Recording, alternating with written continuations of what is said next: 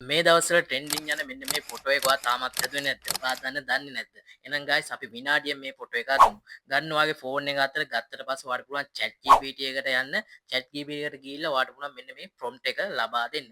ඉතින් prompt එක මම පළවෙනි කමෙන්ට් එකෙන් දාන්න. ඒ වගේම description එකෙන් මේ prompt එක දාන්නම්. ඔයාලා තියෙන්නේ copy කරගන්න විතරයි. copy කරගත්තට පස්සේ මෙන්න මෙතන මේ විදිහට paste කරගන්න. ඊට පස්සේ මෙන්න මේ plus icon එක click කරලා ඔයාගේ face එක clearly පේන ෆොටෝ එකක් මෙතන add කරගන්න ඕනේ. හරි guys මම මෙන්න මේ විදිහට මගේ ෆොටෝ එකක් ඇඩ් කරගත්තා. ඊට පස්සේ මෙන්න මේ දකුණු පැත්තේ තියෙන icon එක ක්ලික් කරගන්න.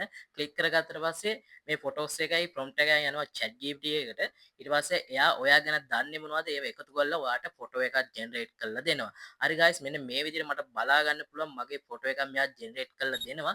ඉතින් guys ඔයාලට පේනවා ඇති මෙන්න මේ ෆොටෝ එකක් මට ජෙනරේට් කරලා දීලා තියෙන්නේ. ඒක ක්ලික් කරගන්න.